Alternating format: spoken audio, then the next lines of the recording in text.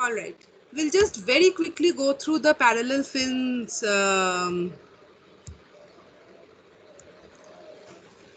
results. So we saw that in thin parallel films,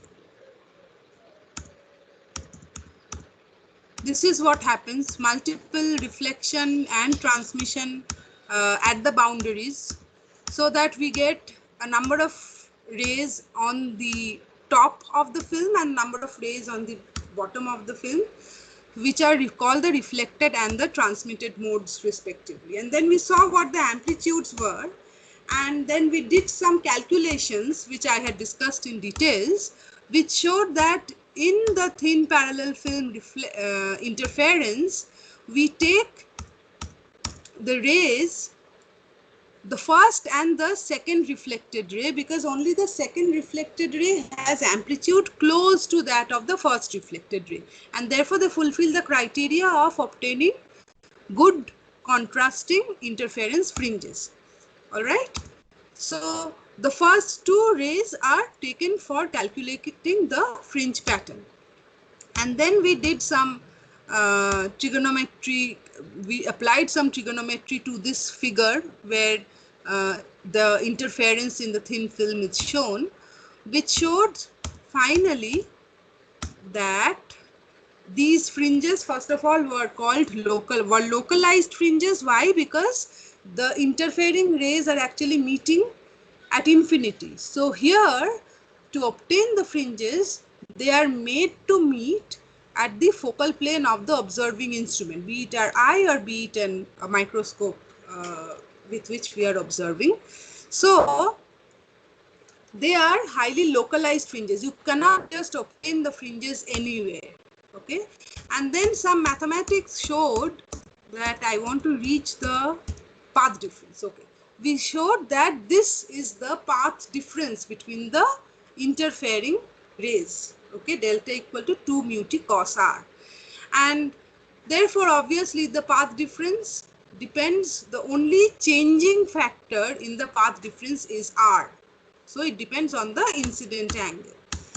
So applying Stokes' law, since there is deflection backed by a denser medium, we saw that the actual path difference should be this 2 mu t cos r plus minus lambda by 2, and then we obtained the condition of brightness and the condition of darkness. All right, and then again in the transmitted mode, this was given to you as a homework to find out the path difference between the two rays, but it was shown that once again path difference is 2 mu t cos r, and since here there is no reflection backed by a denser medium, so there is no requirement of applying Stokes' law, because Stokes' law is applicable only when there is reflection backed by a denser medium.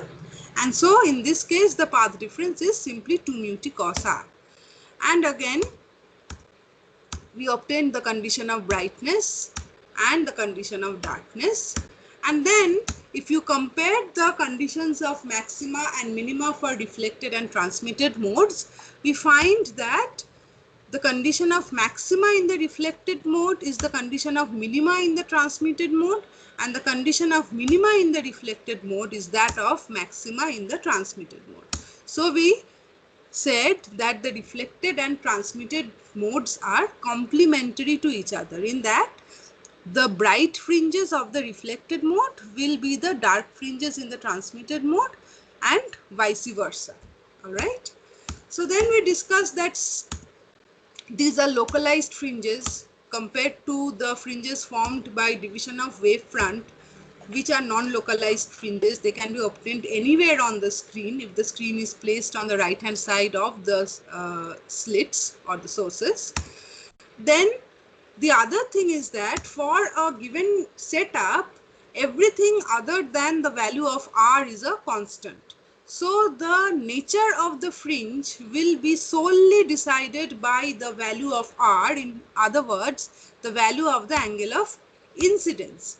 So these are called fringes of equal inclination. A particular inclination will produce a particular fringe. Another inclination will produce another fringe.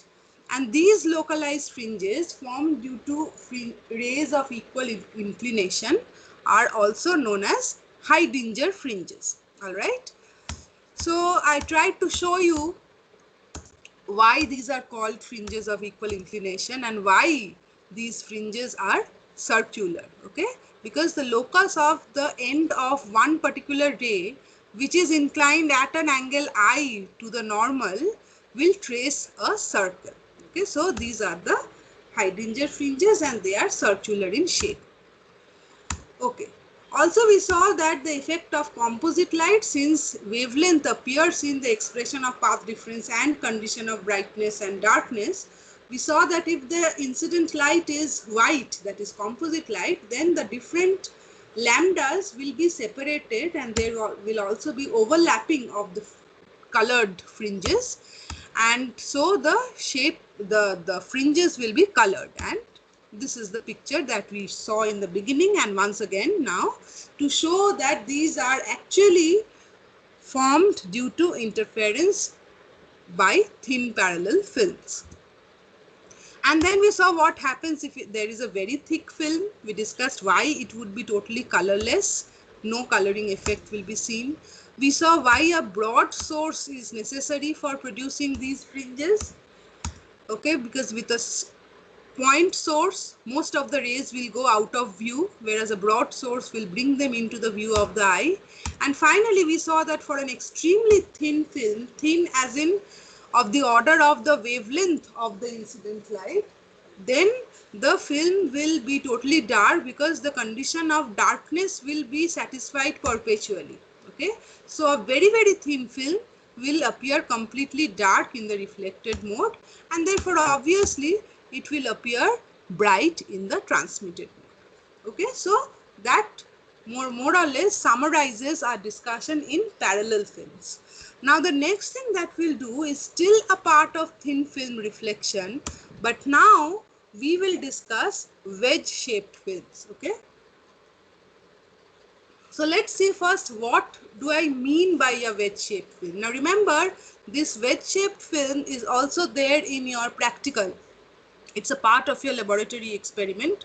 So please be very clear with the concepts and feel free to ask me questions. Don't keep any doubts, because when you will finally have your exams, which are said to be 1 month after the lockdown is over, then remember that when you do these experiments, not only for your theory, but these concepts will be very, very important, as they will be asked in your viva also. Okay. So first of all, let us see what do I mean by a wedge shape. Okay, so this is what I mean by a wedge shape. Okay, earlier we saw that the boundaries to the film were parallel. There were two glass plates separating the medium. Now again there are two glass plates, but the glass plates are not parallel to each other. They meet at a point O, so that the medium that is trapped between the glass plates is a medium which is no longer having the same value of thickness. Its thickness is 0 at the point where the two glass plates meet, and it continuously increases to where the distance between the two glass plates is maximum. So a wedge is formed.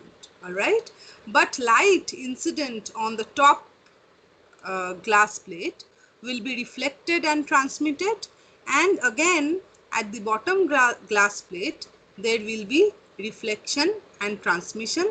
So on both sides there will be rays, and as in the case of parallel films, we will take only the first two rays to see what the interference fringes are like.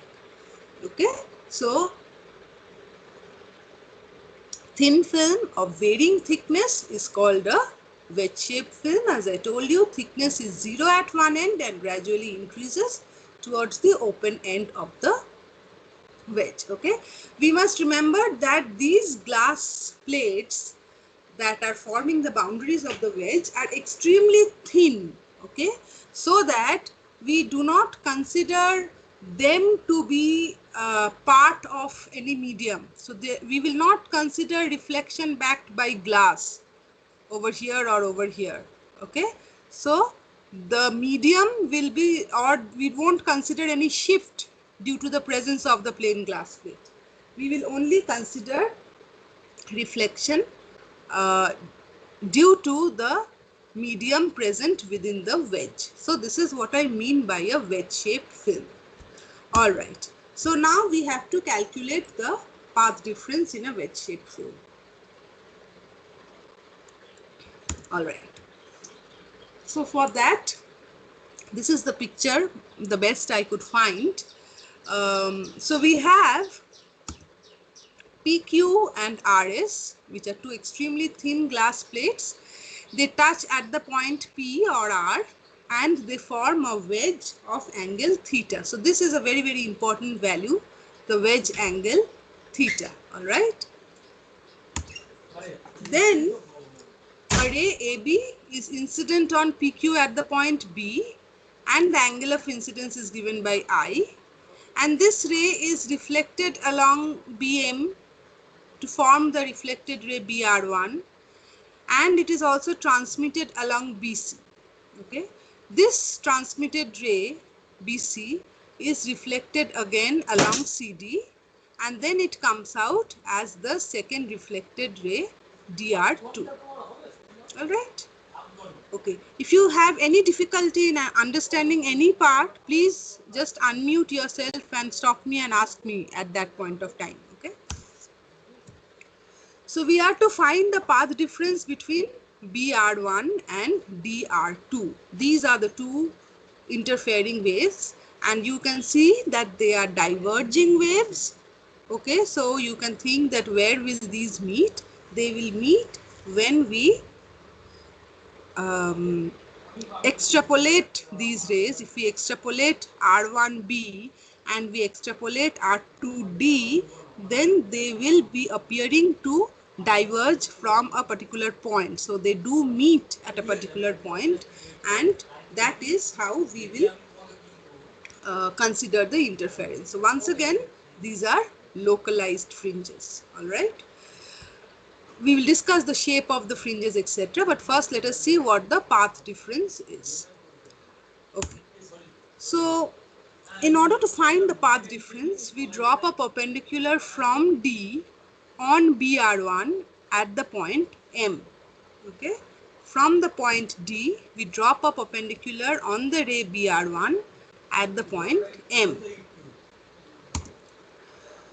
So you see, as the first reflected ray travels the distance BM, just like our parallel film case, as the first reflected ray, so AB hits at the point B, one ray goes in this direction. As it travels the distance BM, the other ray travels the distance BC, then CD, and then it comes out in the medium on the top of the wedge to follow BR1, and finally they interfere.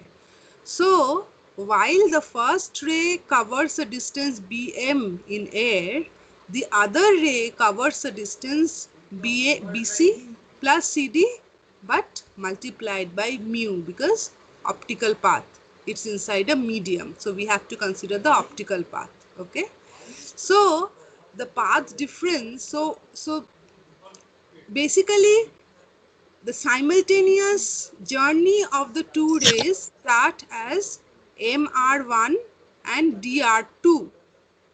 So before that, the path difference is incorporated between them.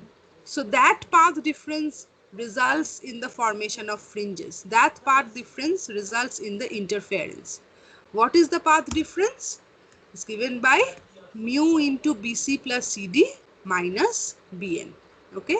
So we have to calculate this quantity, mu into BC plus CD minus BM.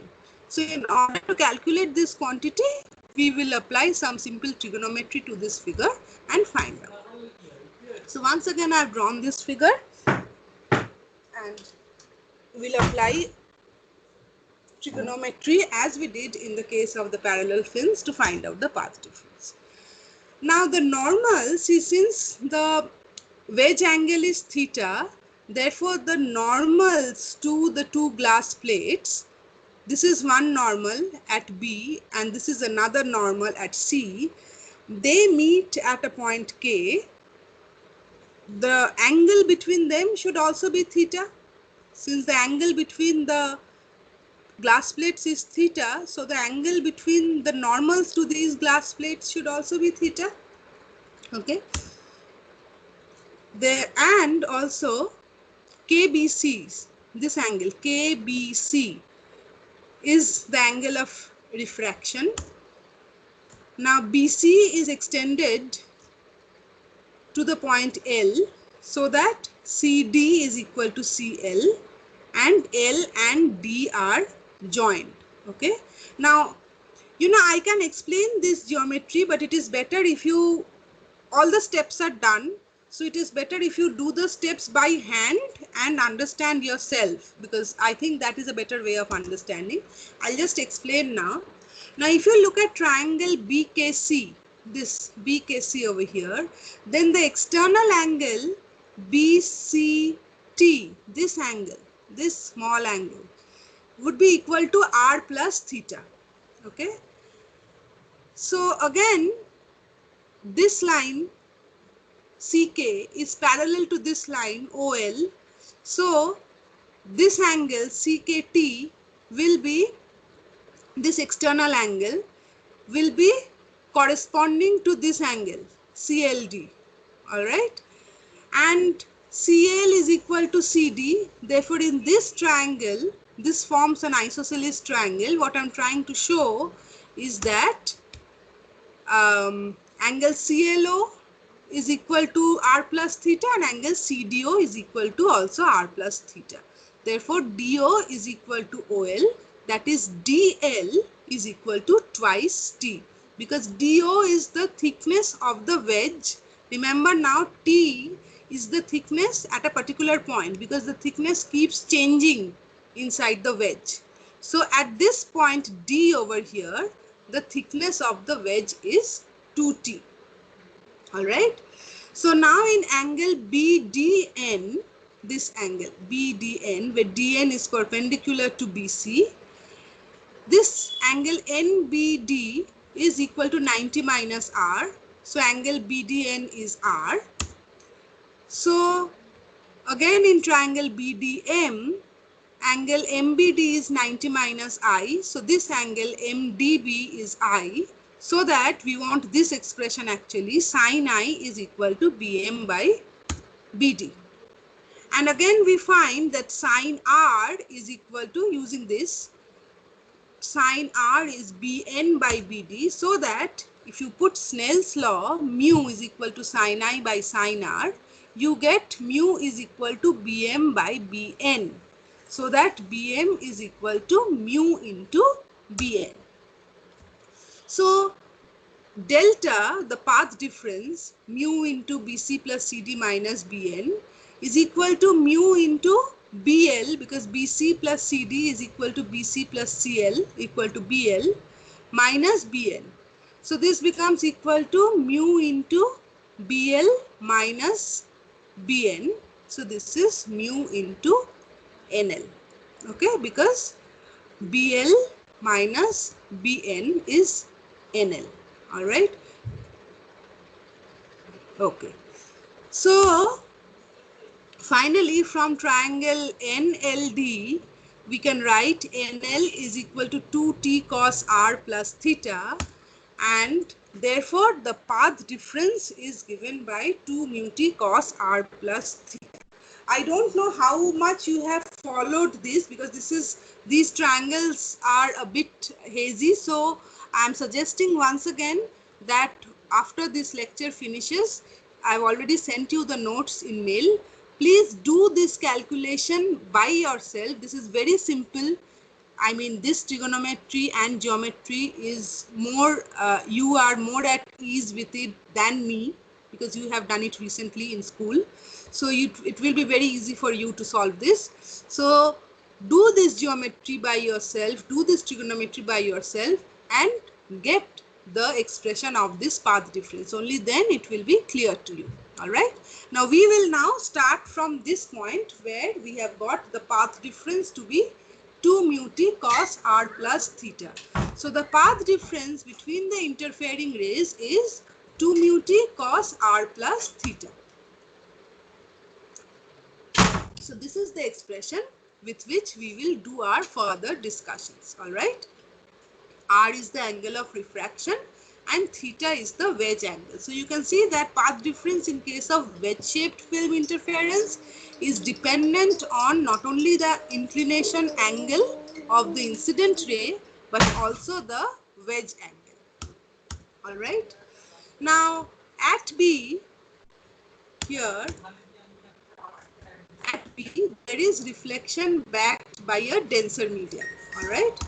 So we have to apply Stokes' law to find the path difference, and we see that this delta equal to 2 mu t cos r plus theta must be replaced by 2 mu t cos r plus theta plus or minus lambda by 2 because of Stokes' law. All right, so this is the path difference with which we will get the condition of brightness and darkness. So condition of brightness is given by delta equal to n lambda. So in this case it is 2 mu t cos r plus theta equal to n minus plus half lambda, n equal to integers, and condition of darkness is given by delta equal to n plus minus half lambda. So 2 mu t cos r plus theta equal to n lambda, once again n equal to integers. Okay. Now the points of discussion. We must note that if you put the wedge angle theta equal to 0, which means that the two glass surfaces are parallel. So if you go back to these, if you put theta equal to 0, you get nothing but the conditions of brightness and darkness for a thin parallel film in the reflected mode. Okay. So this is just a general form where the parallel film is a special case. Okay. So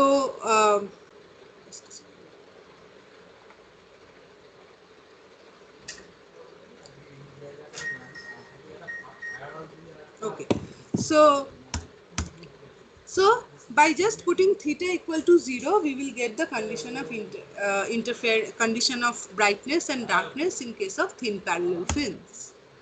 Now for t equal to 0, okay, that is, where is t0? At the corner where p, q and rs meet, that is the corner of the wedge. At t equal to 0, you see, at t equal to 0, the condition of brightness is not met, but the condition of darkness is met. At t equal to 0, this becomes 0. So, at the edge, that is at the point where the two glass plates meet, the path difference is given by plus or minus lambda by 2. So, the fringe formed at the boundary, that is at the corner where the two glass plates meet, is always a dark fringe. Okay. Delta at this point is lambda plus or minus lambda by 2. So there is always a phase difference of pi at this point. So at this corner, a dark fringe will always form. Okay. Now, when we have a parallel beam of incident monochromatic light, these quantities mu, theta, r and lambda, these are all constants. So for a particular order, that is n, if n is constant, then the fringe nature will depend only on the value of t. All right. If you take a look at the, again, if you take a look at the expression of the conditions of brightness and darkness, or if you take a look at the expression of the path difference, for a given value of n, for a given order, okay, everything is constant. Angle of inclination constant because you are using a parallel ray of light, parallel beam of light. Mu is constant, theta is constant. So for a given setup, mu, r, theta and lambda are constants for a particular n. So only the value of t will differ as you change your position along the wedge. So only the value of t will decide the nature of the fringe formed at a particular value of n. Okay, so this is what I am trying to say. The fringe thus formed is along the shape of a particular fixed value of t. So can you tell anyone can tell me what will be the shape of this fringe? What is the shape along which t is fixed? If you consider the wedge, if you imagine the wedge shape, along what shape is the value of t fixed? Along Ma'am, what এখানে shape? bands type আমরা It will be a band, exactly. It will be a band. So it will be along a straight line parallel to the line of intersection of PQ and RS. So this is what I am talking about. All right. The things that I discussed here. See, at the edge where the two boundaries meet, the bounding surfaces meet, delta is equal to plus minus lambda by 2. So always the condition of darkness is met over here. So at this boundary, a dark fringe will always form. For the further uh, points along the wedge, for a given t, a value of n will produce a particular fringe. So a fringe will form along a particular value of t. See, t1 is constant all along this line. t2 is constant all along this line. t3 is constant all along this line. So in this manner, what we'll get is bands. Okay, so there will be alternate dark and bright bands. This is an imaginary artist's impression, so it's a bit wrong in that we will find soon that the fringe width of the bright and dark fringes are same. So from this figure it appears that the bright fringes are thicker, wider than the dark fringes, but in reality it is not so. All the fringes are of equal width. We'll soon see that. So the nature, what I want to emphasize over here is that the nature of the fringes depend on the thickness of the film. If you are using a parallel beam of light, then the nature of the fringes no longer depends on the inclination of the ray, but it depends on the thickness of the film. These are called Fizeau fringes. Earlier we saw what were Heidinger fringes. Those were localized fringes formed for equal inclination. Here we have localized fringes formed for equal thickness. So these are called Fizeau fringes. You are often asked the difference between Heidinger fringes and Fizeau fringes. Okay, you just have to know conceptually what are the two and where are the two forms. So in case of parallel films, you get Heidinger fringes. In case of a wedge-shaped film, you get Fizeau fringes. But those are location differences. Formation differences, one is formed due to equal inclination, the other is formed due to equal thickness. But we have to remember that both are localized fringes formed due to interference by division of amplitude. Okay, so source is same, but technically or mechanically or rather functionally, the two types of fringes are different from each other. All right. Now, as we discuss in all cases, we will see what the spacing between the two consecutive fringes are. That is, what is the fringe width. So let us assume that the wedge angle is extremely small. You know, in physics we always make assumptions to make our lives simple. So, and this doesn't alter the result in any way. So we only make assumptions that do not make any phenomenological change to the process that we are studying. So it is always okay to make such assumptions. So we know that if we can see that if the wedge angle is extremely small, that is theta tends to 0, we can replace cos theta by 1. Okay. Additionally, if we consider normal incidence, that is the ray that is incident on the wedge is incident along the normal. So angle of incidence I is 0, which will make angle of refraction R 0. So in the expression of path difference, delta equal to 2 mu t cos theta plus r, both theta and r are 0 or tend to 0. So cos theta plus r can be replaced by 1. So path difference becomes 2 mu t. Okay, instead of 2 mu t cos theta plus r, it is just 2 mu t. So a bright fringe, the condition of bright fringe now becomes 2 mu t plus or minus lambda by 2 equal to n lambda, so that 2 mu t equal to n plus minus half lambda, and dark fringes 2 mu t plus minus lambda by 2 equal to n plus half lambda, that is 2 mu t equal to n lambda. Nothing, we have simply replaced cos theta plus r by 1 because theta is small and r is 0.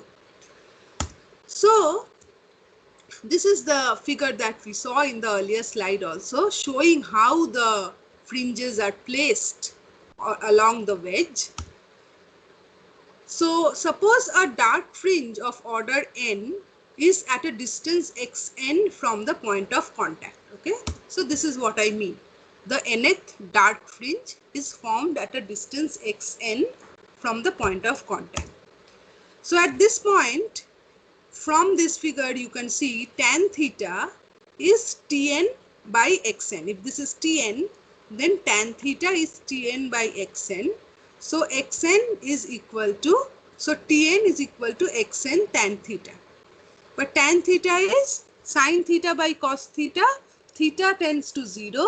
So sin theta equals to theta, cos theta equals to 1. So tan theta can be replaced by theta. So it's theta. So in this expression, dark fringe, so I replace the value of t by xn theta. Okay, so using this expression, the condition of dark fringe becomes 2 mu xn theta equals to n lambda. All right. Similarly, for the next dark fringe, we increase n by 1. So we again get 2 mu xn plus 1 theta equal to n plus 1 lambda. All right. And so we just subtract 2 x plus 1 minus xn, and that will give us simply lambda by 2 mu theta. All right. So this is the difference between two consecutive fringes. Therefore, this is the fringe width, beta equal to lambda by 2 mu theta. You can clearly see that for a given wedge, for a given setup, lambda is constant, wavelength of the incident light, mu is constant, diffractive index of the medium, theta is constant, angle of the wedge.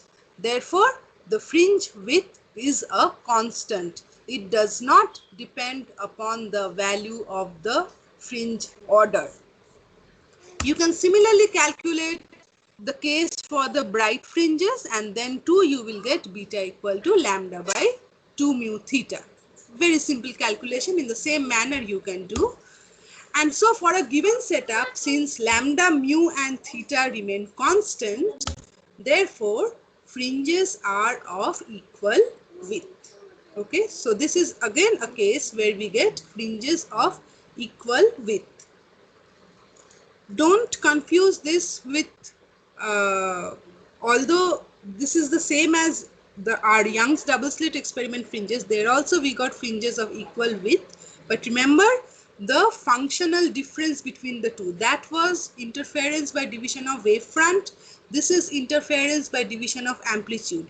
So the mode of fringe formation is totally different, although because of the nature of the fringes, the way they are formed, the mathematics results in the fact that here too we get fringes of equal width. Okay.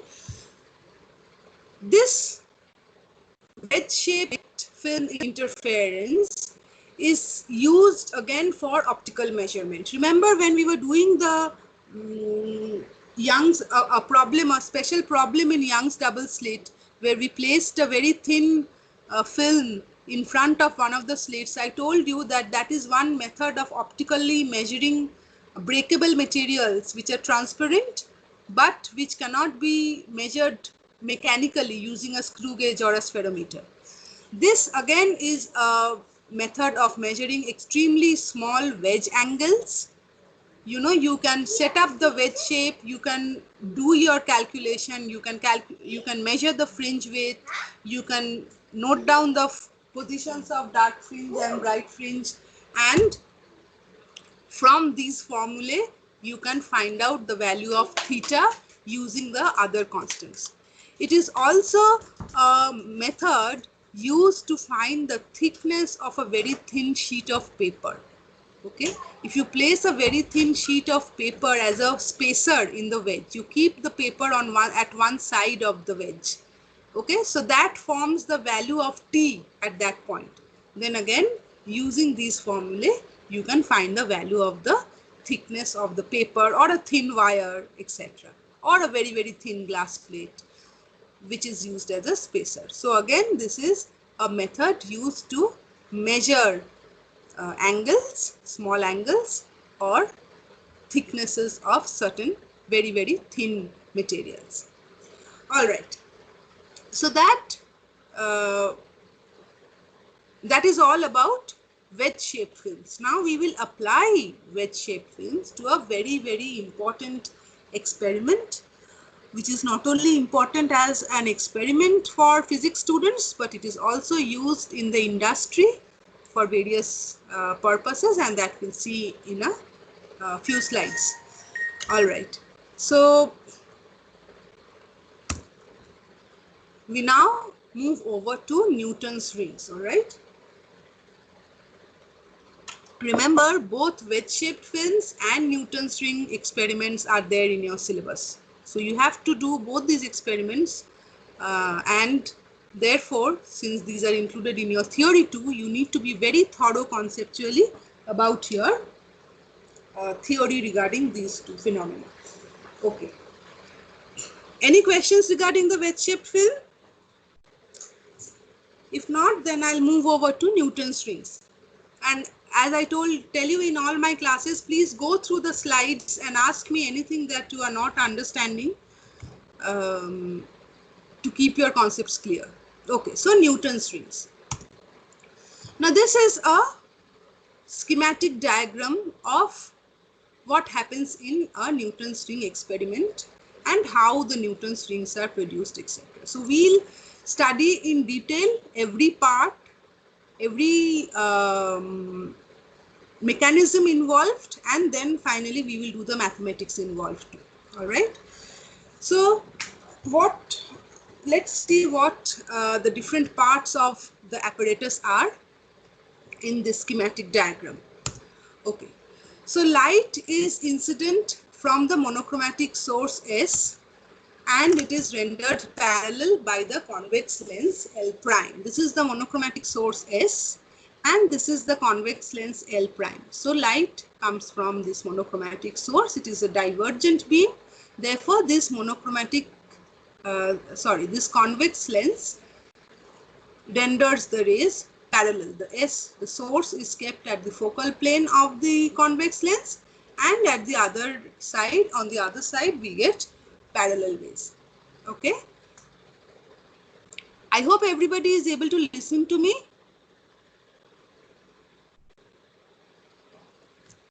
Hello? Yes, ma'am. Okay. Yeah, I just made sure because everything has been quiet for a long time now. All right. Now next, see, look at this portion. Okay. This G is a optically plane glass plate. Okay, optically plane means the top surface of this glass plate is perfectly flat. That is the requirement. Now, of course, perfect flatness is not always obtainable, but we need a plain glass plate which is optically as flat as possible, because that is one of the most important requirements for the formation of Newton's rings. Now this is placed in contact with a shallow convex spherical surface L. Okay, so this is a plano-convex lens which is kept in contact with the glass plate G. All right. What this results is a thin air film of varying thickness. Okay, so see, in between the curved surface of the lens and the plane surface of the glass is trapped a film of air, if you are doing the experiment in air, and this forms a film of varying thickness. In other words, we are getting a wedge-shaped film over here. And remember, this film is also formed on this side, and in fact this is a spherical surface, so all along this 3D figure that you now have to imagine, you know, it's like a bowl kept over a flat surface. So all along the spherical surface, a wedge-shaped film is formed. All right. Now the thin glass plate G prime, now let us look at this glass plate G prime. What is its function? It is such placed, its position is such that light is incident at 45 degrees. So it will also be reflected at 45 degrees, and therefore it will fall on L normally. Okay, so this is sort of called a beam splitter. It ensures normal incidence of the light rays on the plano-convex lens. So these three portions that I explained are extremely important for the formation of Newton's rings. Okay, this of course is the source and the lens which gives us the parallel rays. We use in the laboratory sometimes a collimator or just a source and a lens, convex lens. Then we have the beam splitter or this glass plate G prime, which makes sure its position makes sure that the rays are falling normally. When you do the experiment in the lab, you see that if you turn this glass plate a little bit this side and that side, the fringes disappear. So the orientation of this glass plate is extremely important, and these concepts are extremely important for your Viva too. Okay, and then we have the thin glass, then we have this system over here, okay, L and G, where we have a very thin plano, a shallow plano-convex lens placed in contact with a optically flat, resulting in a thin air film of varying thickness, that is a wedge-shaped film, trapped between the curved surface of the lens and the flat surface of the glass plate. Clear to everybody? And finally, of course, M is the microscope to view the fringes. We view the fringes from the top. So you can see that we are viewing the fringes in the reflected mode. You can similarly take this microscope to this portion, to the bottom, and view the fringes in the transmitted mode. For the time being, we are interested only in the reflected mode. Now, this is the actual setup in the lab. In the laboratory, this is a schematic diagram. You won't see anything like this. In the laboratory, those who have already visited our optics lab, you have probably seen this instrument. How many of you have seen this instrument in our optics lab? Have any one of you remember seeing this instrument in our optics lab? No one?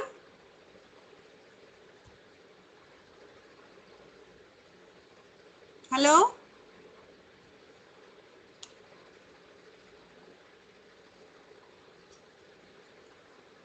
Hello? Hello. Yeah, I was asking, any one of you No, have ma'am. seen this instrument? No one? No, You didn't observe? You did not have any no. optics experiment till now, right? Right.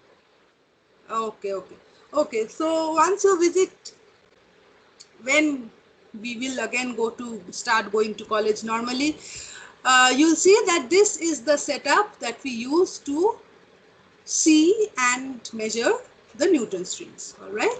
So let's see one by one what the parts are, how these are matching with this beautiful schematic diagram, how this cumbersome instrument is matching. See, this is the microscope. Okay. So this is with which you will view the fringes.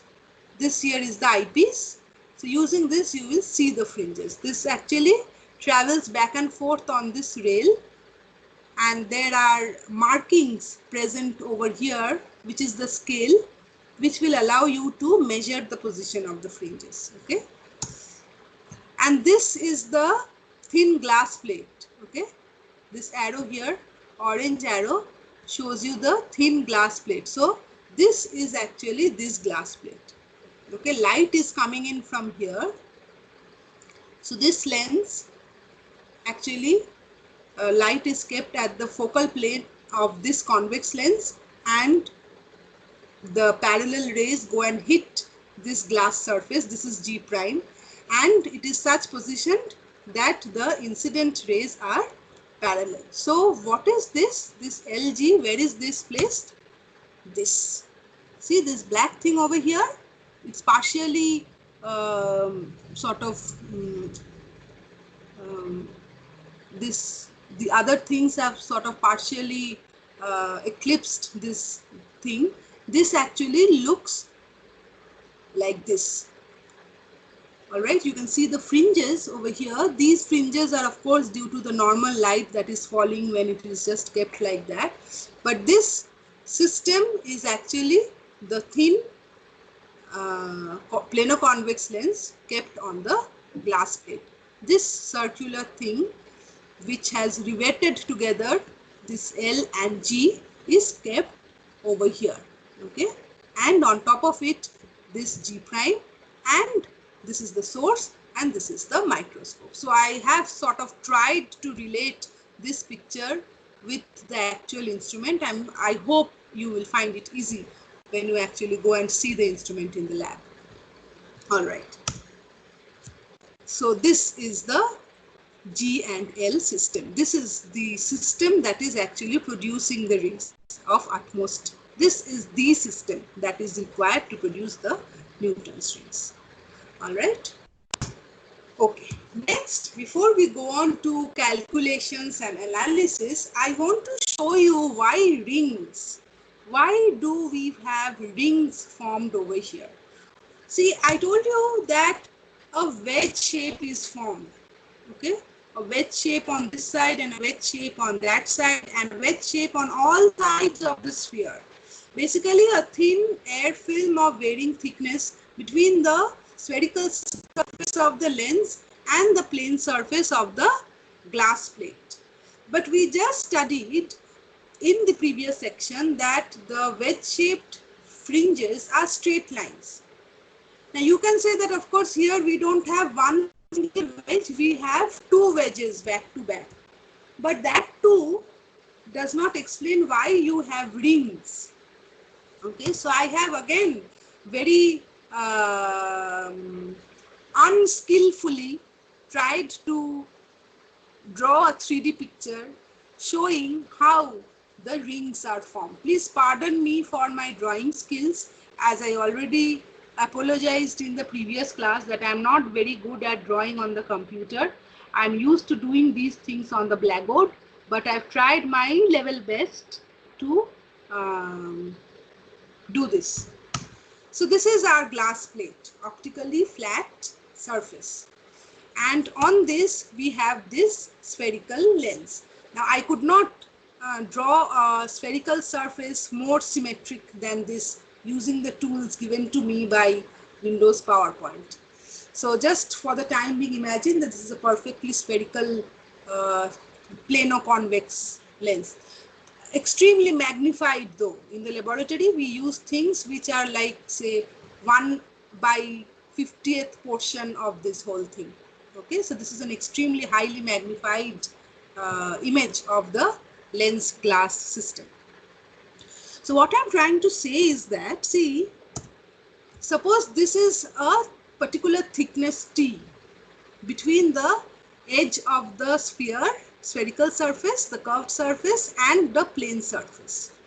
But this same thickness is present at some other position too, and some other position, and some other position, and since the backside is not visible, so these thicknesses T are present all over the other side of the sphere too. So we know that in a wedge-shaped film, the fringe, the nature of the fringe is decided only by the thickness of the wedge. And you can see here in this case, the same thickness is present all along the spherical surface. So if you want to draw a fringe for this particular thickness, what will be the shape of that fringe? Can someone say? Please unmute and suggest. A What will circle. be the shape? It will be a circle. Okay. And similarly, if you take another thickness, a larger thickness this time, this thickness will also be present all along the spherical surface and on the back side too. So we get another circle. And in this manner, for a one particular thickness, we get one ring. For another particular thickness, we get another ring. So you have to remember that though we are getting a wedge-shaped film over here, but the wedge is now present symmetrically about a spherical surface, and therefore instead of straight lines we are getting circular fringes. So this is a picture that I got from the internet, which also has tried to show why we are getting the fringes. See, two back-to-back wedges, okay? So one thickness over here and the other thickness over here, but also all along the three-dimensional surface, and therefore the result is a circle. And therefore we get circular fringes. Okay, so these are the actual fringes that are observed in the lab. When you do the experiment, these are the fringes that you will get to see by the microscope. Okay, so I thought that this particular slide was very, very important before we move on and do the mathematics to show the presence of the rings and do the measurement and etc. everything else. You must be very, very clear about the formation of the rings, why the rings are formed. I want to ask you another question at this point. Where do you think the rings are formed? Where exactly are the rings formed? The rings are actually the fringes, right? So the fringes are formed where the two rays interfere. So where do you think the fringes over here form? Can anyone answer? Ma'am retina হতে পারে। Absolutely. On the focal plane of the observing system. Fringes are formed on the focal plane of the observing system. You can actually see these fringes with your naked eye, even without the microscope. When we adjust the apparatus, we first see the fringes with our eyes, and then we bring in the microscope and focus, because we need the microscope to do the measurements. So fringes, remember, mostly when I go to take viva in the different colleges and people, students from some very, very good, so-called good colleges come, I ask them where the fringes are formed. The most common answer is on the glass plate. No, fringes are not formed on the glass plate. Please, no. Some say the fringes are formed in the wedge. No, fringes are not formed in the wedge. You have to keep in mind, whether it be the parallel films, whether it be the wedge-shaped film, whether it be the Newton's ring experiment, fringes are not formed within the film. Fringes are formed, these are localized fringes, they are only formed on the focal plane of the observing instrument. Now, can someone now tell me then what is the action of the film? The parallel film or the wedge-shaped film or the film that is formed over here.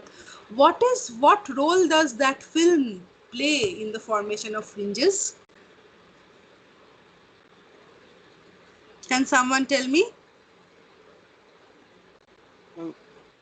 ওই যে reflection যেটা হচ্ছে amplitude division হয়ে গিয়ে এই যে দুটো রে পাচ্ছি সেই দুটো রে এর কারণে যে ইন্টারফারেন্সটা হচ্ছে এই কারণে ফ্রিঞ্জ গুলো দেখা যাচ্ছে। Yes, you are close. Actually, the film plays a role in producing a path difference between the interfering rays.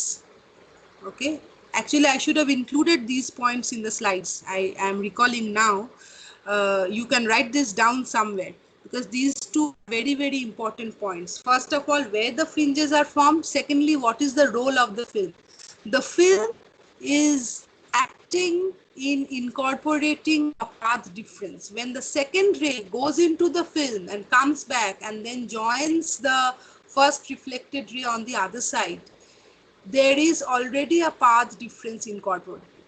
And remember, the condition of brightness, the condition of darkness, the formation of fringes are all because of this path difference between the interfering rays. So the film acts in producing, in incorporating the path difference between the interfering rays. Is this very, very clear to everybody? This should be a very, very clearly understood concept. Okay, where the fringes are formed, what the role of the film is, and then of course why the fringes have the shapes that they have, as I have been explaining in the previous slides, including the previous class.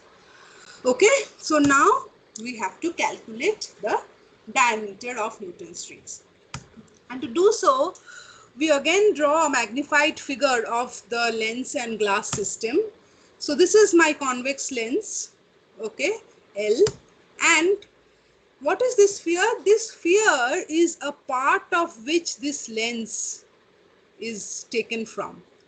A plano-convex lens, you all must be knowing, is actually sliced from a sphere. Okay, so I have drawn the sphere of which this plano-convex lens is a part. Okay, and capital R is the radius of curvature of the convex lens. What does that mean?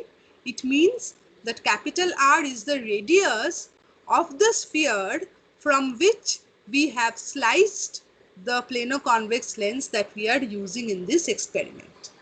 Okay, I'm sure all of you know what radius of curvature of the curved surface of a lens is, so I just recalled that. Okay, Rn is the radius of the nth dark ring. So here in this figure C, we have assumed that at the thickness T, position B, a dark ring is formed. And so it is all along this. So Rn is the radius of that dark ring. And T is the thickness of the air film where this ring is formed. O prime is the center of curvature of the curved surface of L, that is the center of the sphere that we have been talking about. Now in triangle O prime MB, okay, triangle O prime MB, we apply Pythagoras theorem and see that O prime B square is equal to O prime M square plus MB square. So O prime B square is R square and O prime M square is C. O prime O is again capital R, but MO is T, the thickness will be same along this line, along this circle where the fringe is formed. So this portion O prime L is R minus T. So we have done this very, very simple algebra to show that Rn squared is equal to 2RT plus T square. Okay, but we know that T, the thickness, is much, much less than capital R. If the thickness is of the order of millimeter, capital R is of the order of meter. So it's much, much smaller and we can safely omit square of T where capital R is present. So Rn square is equal to 2RT. All right, the radius of a particular dark ring is equal to twice RT. Now, is it possible to measure T in the experiment, whatever the setup is? it is not possible to measure T. So we have to find some method in which we can substitute this T with known values of the setup or parameters. Okay, the film is wedge shaped almost. Why almost? Because we have, instead of two straight surfaces, we have one straight surface or one plane surface and one slightly curved surface. Okay, but we can call this a wedge, and therefore we will use the formula for darkness condition of wedge film, which is given by this. All right, and using these two relations, we will find the value of the diameter or the radius of the nth dark ring. Now we have to do some fact checks before we move on to further simplification of the formula. First of all, in the laboratory, the radius of curvature of the curved surface of the planar convex lens used is of the order of 100 or 200 centimeters. In our laboratory in college, we use a lens of 100 centimeters. Sometimes it is 200 centimeters also. Okay. So what does this mean? Radius of curvature is 100 centimeter means it is part of a sphere which has a diameter of almost 2 to 4 meters. Can you realize that? The lens is very small, but its radius of curvature is almost 100 centimeters. What does that mean? The sphere from which this lens has been sliced is a very, very large sphere. Its diameter is almost 2 meters. You can understand 2 meters is quite a large distance. So it's a very, very large sphere, okay? And therefore the lens is extremely thin. It's like slicing off the top polar portion of a very large sphere. So it's like wafer thin. It's almost plain. There is no curve practically understandable, okay?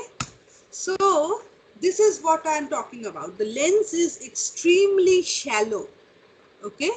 So the wedge formed is so thin that the wedge angle theta is almost close to 0. And so we can safely assume that cos theta is 1. Again, because of the setup that we have used, I repeatedly emphasized that this beam splitter is used to ensure normal incidence, which means I equal to 0. So this means R equal to 0. So these two conditions result in the fact that the condition of darkness 2 mu t cos r plus theta equal to n lambda can be replaced by 2 mu t equal to n lambda, because r is 0, theta is extremely small, so cos r plus theta may be replaced by 1, and we have the condition of darkness to be 2 mu t equal to n lambda. So in the expression Rn square equal to 2RT, I replace T from here, T equal to n lambda by 2 mu. So Rn square equal to 2R into n lambda by 2 mu. So Rn is root over nr lambda by mu. So the radius of the nth dark ring is given by nr lambda by mu root, and for an air film mu is 1, so that Rn is equal to root over nr lambda. Okay, so these two are the formulae that are of utmost importance when you are doing the Newton's ring experiment. All right. Now for the nth bright ring, 2 mu t is n plus half lambda. So mu is 1 for air film. So this is the expression, and therefore the radius of the nth bright ring is given by this. We usually, this is for theoretical importance, but in the experiment we always choose the dark ring to do the measurement, because the contrast is better and it is always easier to put your cross wires of the microscope on a dark ring than on a bright ring. And if you observe from the transmitted side, then radius of the bright ring is this and radius of the dark ring is this. So for n equal to 0 in the reflected mode, Rn is 0, so the central fringe is dark. In the transmitted mode, Rn is root over nr lambda 0, so the central fringe is bright. Remember, in the reflected mode, the central fringe is dark. In the transmitted mode, the central fringe is bright. So you see the rings from the transmitted side or the reflected side. You will see again that the two modes are complementary to each other. The bright fringes of the reflected mode are replaced by the dark fringes in the transmitted mode and vice versa. Okay. Now applications. This is the last part and this is most important. Why study Newton's rings at all? First of all, determination of wavelength of an unknown light. We got the radius of the nth dark ring, so we can see the diameter of the nth dark ring is this. So the diameter of the n plus pth, say you measure the diameter of the 5th ring and then you measure the diameter of the 15th ring. So p here is 10, okay, is given by this. And so if you take the difference, then this is the formula. This is what we do in the experiment actually. We measure the diameters of the different rings. We keep the microscope at the two edges of the ring of a particular order and measure from the scale given and find the difference to get the diameter.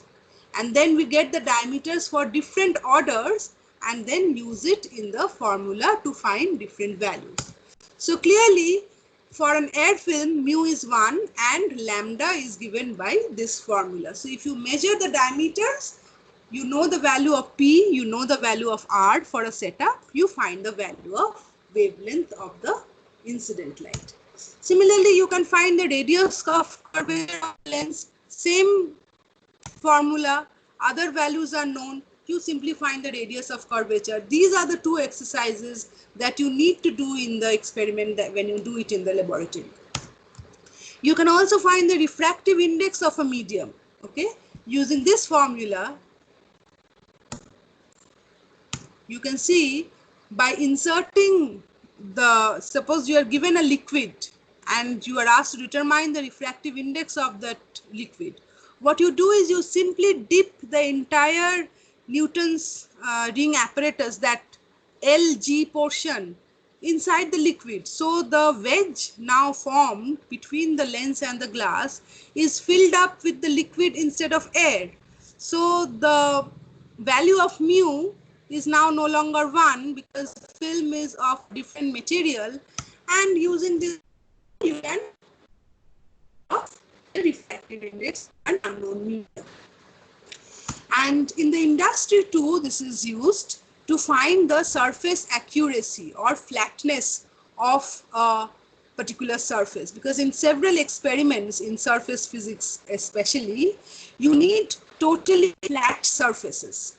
So using Newton's ring experiment, you can see, so you take the two surfaces in question, make them a combination like the LG combination we have in the Newton's ring experiment, and then observe it with a microscope. The number of rings, the regularity of rings will tell you whether the surfaces are flat or not. So these are some pictures when the surfaces are not exactly flat. Okay, see, Newton's rings are formed, but they are not exactly circular in shape. This is due to error in the flatness of the surface. Newton's rings are formed. Of course, here colored light is used.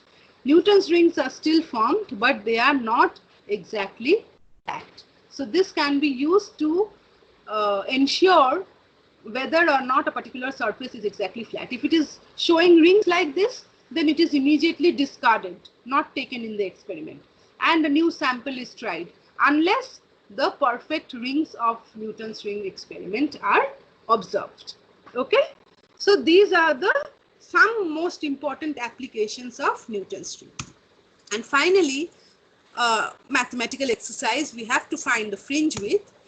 And again, I have shown the mathematics in detail. Suppose the diameters of two consecutive dark rings are dn and dn plus 1. So since it is the diameter, so the fringe width will be dn plus 1 minus dn by. So please go through the mathematics, not a very, very simple algebra. I want to straight away arrive at the result. This is the result. Beta equal to, the mathematics is totally done, so you can go through it. No steps are omitted, so very easy algebra, surds basically. What we get is that beta, the fringe width, is half root over r lambda by n mu. What I want to emphasize over here is that beta is inversely proportional to the square root of n, the order number. Until now, whatever fringe pattern we have observed, be it in Young's double slit or wedge-shaped film, etc., the fringes were all of equal width. For the first time, we are encountering fringes that are not of equal width. Okay? As you go up high in the order, the fringes become thinner. Greater the value of n, smaller the value of beta. So the fringes do not have the same width for all orders, and the rings get thinner and more crowded together for higher orders. So as we had already seen in the Newton's fringe pattern when I showed it to you earlier, the fringes become thinner and more crowded as you go to higher and higher orders. All right. Okay, so that brings us to the end of the slideshow, and that brings us to the end of interference as a whole. All right. I have uploaded some, I have been trying to upload some assignments today in the college LMS. I have not succeeded, but